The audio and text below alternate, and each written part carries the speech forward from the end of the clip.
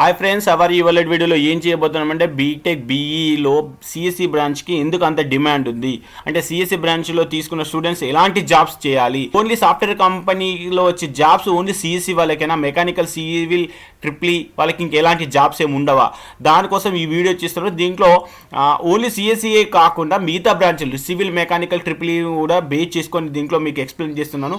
అంటే దీంట్లో మెయిన్గా వచ్చేసి సాఫ్ట్వేర్లో ఎలాంటి జాబ్స్ ఉంటాయి, ఏ జాబ్స్ సిఎస్సి వాళ్ళు చేయాలి, ఎలాంటి జాబ్స్ మెకానికల్, సివిల్, ట్రిపుల్ వాళ్ళు చేయాలి, దానికోసం ఈ వీడియో చేస్తున్నాను.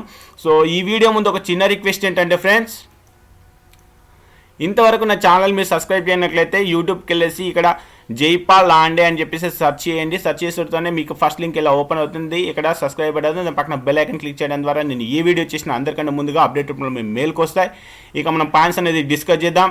బీటెక్ సిఎస్సి వాళ్ళకు ఎలాంటి జాబ్స్ ఉంటాయి అంటే కనుక ఫస్ట్ సాఫ్ట్వేర్ కంపెనీస్లో రెండు రకాల జాబ్స్ ఉంటాయి. ఫస్ట్ వచ్చేసి application or service based jobs, next వచ్చేసి product based software or system software based jobs. ఇవి రెండు రకాల జాబ్స్ ఉంటాయి.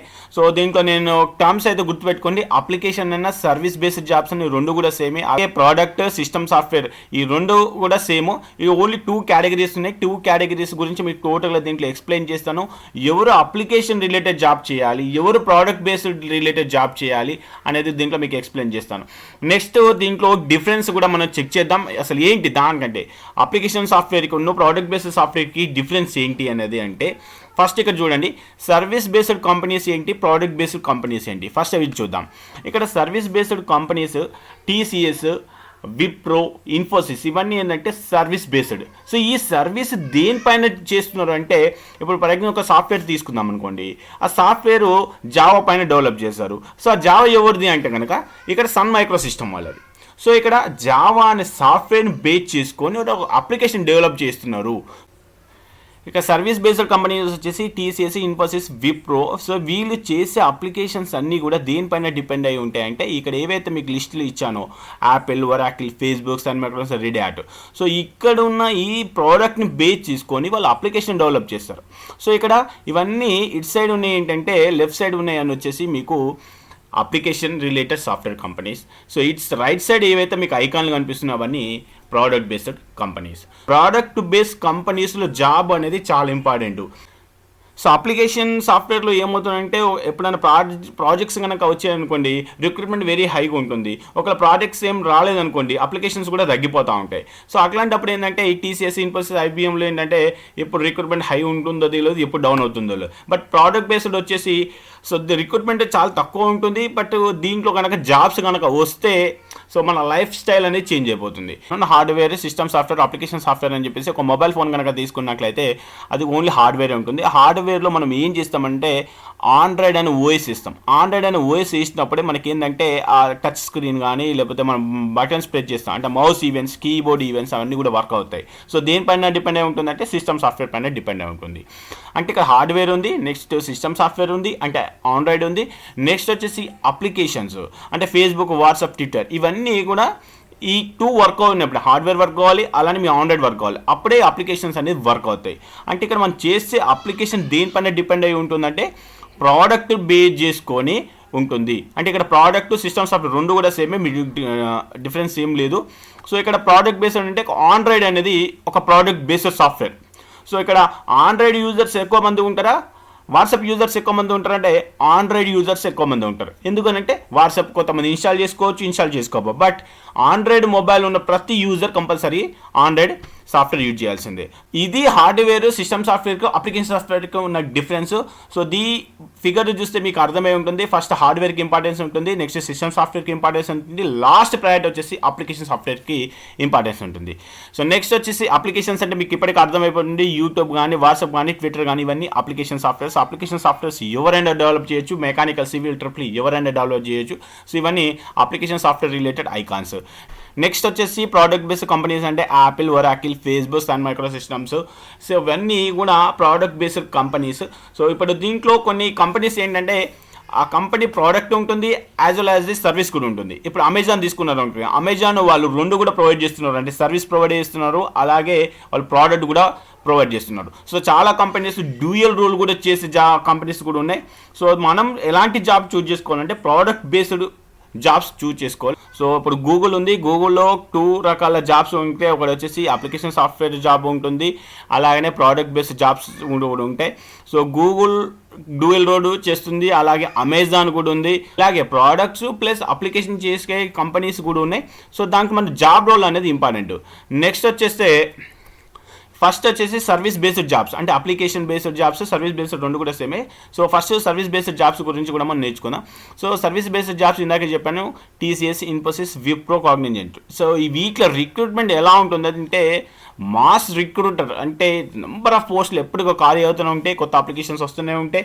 సో ఎప్పుడు రిక్రూట్మెంట్ ఉంటూనే ఉంటుంది. సో ఇది రిక్రూట్మెంట్. నెక్స్ట్ వచ్చేసి ఈ సర్వీస్ బేస్డ్ జాబ్స్ ఎవరు చేయొచ్చు అంటే CSC, IT, ECE, triple mechanical, civil ఎవరైనా, even though normal degree student కూడా ఏదో ఒక టూల్ నేర్చుకొని మనం ఈ జాబ్స్ అనేది తీసుకోవచ్చు. సో వీళ్ళ శాలరీస్ అనేది ఎలా ఉంటాయి అని అంటే కనుక 20,000 నుంచి 25,000 మధ్య ఉంటుంది శాలరీస్. సో చాలా తక్కువ ఉంటాయి, ఎందుకంటే ఎప్పటికైనా అప్లికేషన్ సాఫ్ట్వేర్ కంపెనీలో ఉన్న శాలరీస్ చాలా తక్కువ. సో మ్యాక్సిమం ఫర్ మంత్ వచ్చేసి 20,000 నుంచి 25,000 ఉంటుంది. సో హైక్ కూడా చాలా తక్కువ ఉంటుంది. సో ఇప్పటికప్పుడు మన సాఫ్ట్వేర్ కూడా అప్డేట్ చేసుకుంటూ ఉండాలి. ఇది అంటే సర్వీస్ బేస్డ్ జాబ్స్ కనుక వస్తే వాళ్ళు ఉండే శాలరీస్ ఇన్ఫర్మేషన్.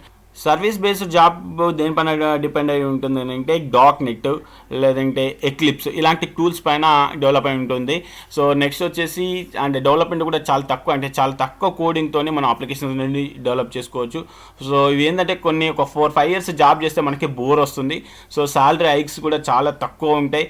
అంటే కొన్ని కంపెనీస్, అంటే ఈ సర్వీస్ బేస్డ్ కంపెనీస్లో ఏంటంటే అంటే ఎంఎన్సీ కంపెనీస్ నుంచి స్టార్ట్ చేస్తే అప్పుడు లో లెవెల్ కంపెనీస్ వరకు కూడా మనకు సాఫ్ట్వేర్ ప్రొవైడ్ చేస్తుంటారు. ఎప్పుడు కానీ ఆ హైక్స్ అనేది కంప్లీట్గా కంపెనీ పైన డిపెండ్ అయి ఉంటుంది.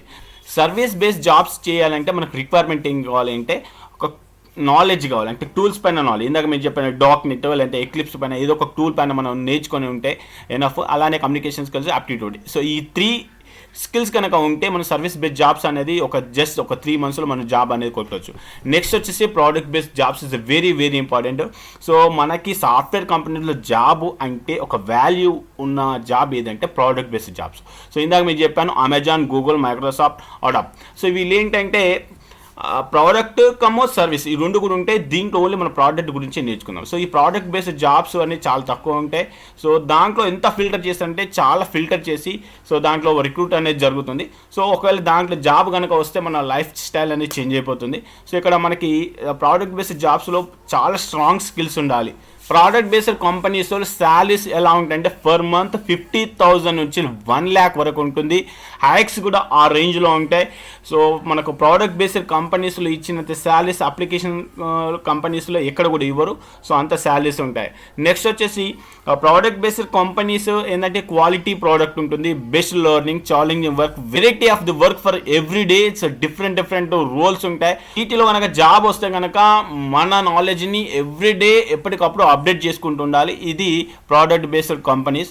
నెక్స్ట్ వచ్చేసి దీనికి కావాల్సిన రిక్వైర్మెంట్ ఏంటంటే కంప్లీట్గా ఐటీ బేసిక్స్, అంటే కంప్యూటర్ సైన్స్. అంటే కంప్యూటర్ సైన్స్కి వచ్చేస్తే మనకి ఏంటంటే కంపైలర్ డిజైన్, ఆపరేటింగ్ సిస్టము, అలానే design and algorithms, computer architecture. So ఇలా డిఫరెంట్ సబ్జెక్ట్స్ ఉంటాయి. ఆ సబ్జెక్ట్స్ పైన మనకి గ్రిప్ ఉంటేనే మనం ఇలాంటి జాబ్స్ అనేది చేయొచ్చు. అంటే ఐటీ బేసిక్స్ అంటే కంప్యూటర్ సైన్స్లో ఉన్న సబ్జెక్టుల పైన గ్రిప్ ఉండాలి. ఆపరేటింగ్ సిస్టమ్స్ కూడా మనకు ఐడియా ఉండాలి.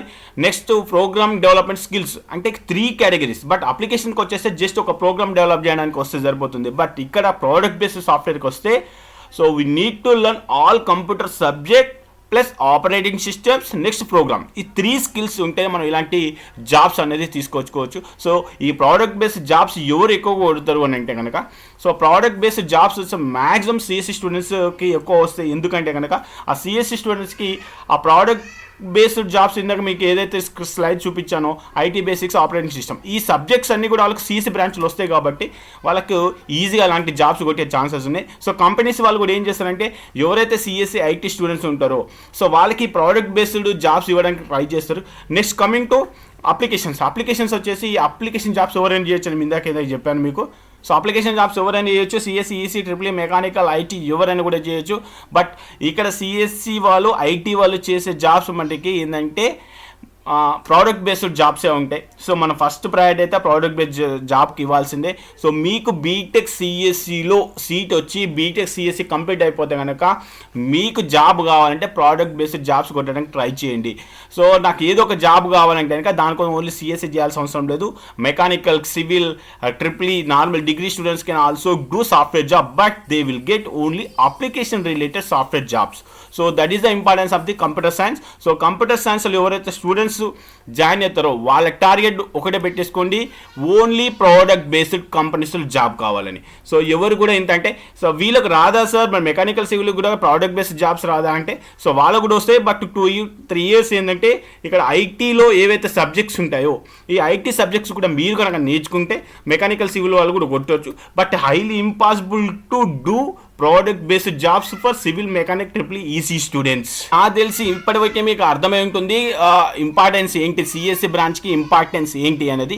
సో మీరు డిసైడ్ చేసుకోండి, మీరు చూజ్ చేసుకునే బ్రాంచ్ ఏది బెస్ట్ బీటెక్ బీఈలో. సో సిఎస్సి బెస్టా, ఈసీ బెస్టా, ట్రిపుల్ ఈ బెస్టా అనేది. సో సిఎస్సి గల చేస్తే అంటే కనుక మీరు ప్రోడక్ట్ బేస్డ్ జాబ్స్ చేయగలిగే సత్తా ఉంటే నేను ప్రోడక్ట్ బేస్డ్ జాబ్స్ కొట్టేస్తా అనుకుంటే మట్టుకి మీరు సిఎస్సిలో చేయండి, డెఫినెట్గా మీకు చాలా హెల్ప్ అవుతుంది. సో సిఎస్సిలో చేరితే ఒకటైతే ఖచ్చితంగా చెప్పొచ్చు.